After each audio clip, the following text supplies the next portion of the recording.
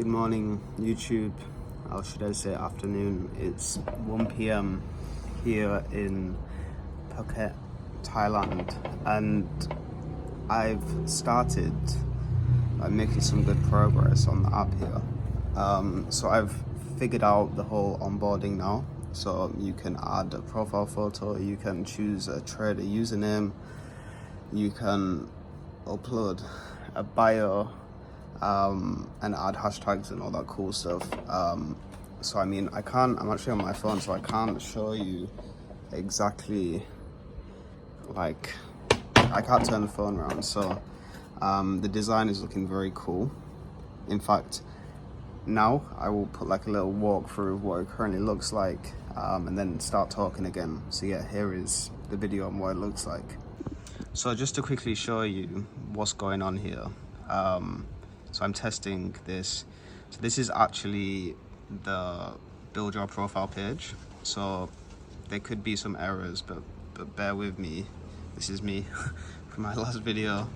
Yeah, there's errors, but you can enter your username. So for example, if I wanted the username Matt, I can save this, and you can see at the top there's a little saving feature, last saved, and the same with the bio.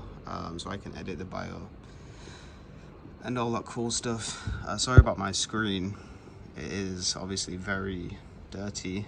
And again, you can add hashtags, and you can add a strategy, and you can also add links. So if you wanted to add a link to your Telegram channel or a Discord or your landing page to kind of promote your services, you can also do that. Like I said in my first video, I'm not gonna share too much of the designs until it's launched. I'm going to show you sneak peeks, but this is like one part of it. So yeah, that's currently what it looks like. You can see my errors here, which I'm fixing. And yeah, let's go back to the video. Okay, we're back. So you've seen what it looks like now, and just to be so transparent, the easiest part of this process was the design.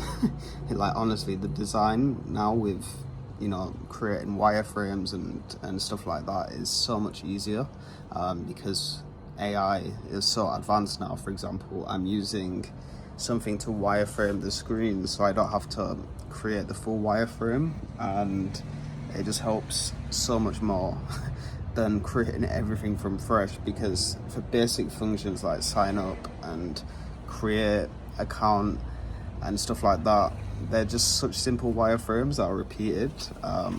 So I used AI to create the wireframes, but then I also used some AI to create the designs, and then I kind of amended it myself in Figma.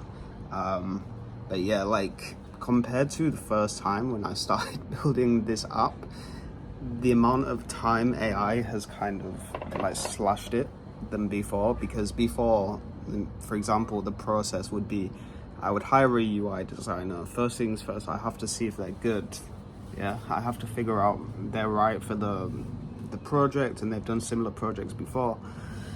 The second step is telling them what to do, which means you have to create like a full workflow of all the designs and mock-ups and like what it looks like, so they can get the design right. And after that has done, which takes a couple of weeks to even create a very simple wireframe, and then you have to get onto the high validity designs, which is essentially, you know, nice colors, nice UI, all like the cool design stuff.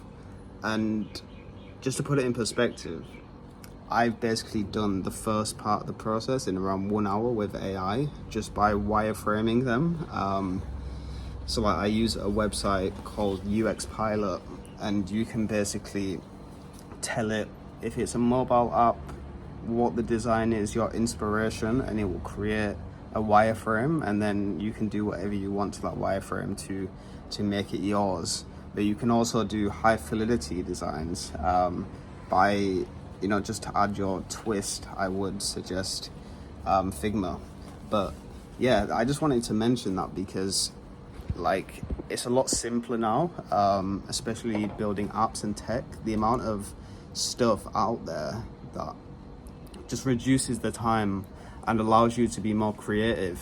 You know, like with AI now, it's so much easier to be a builder.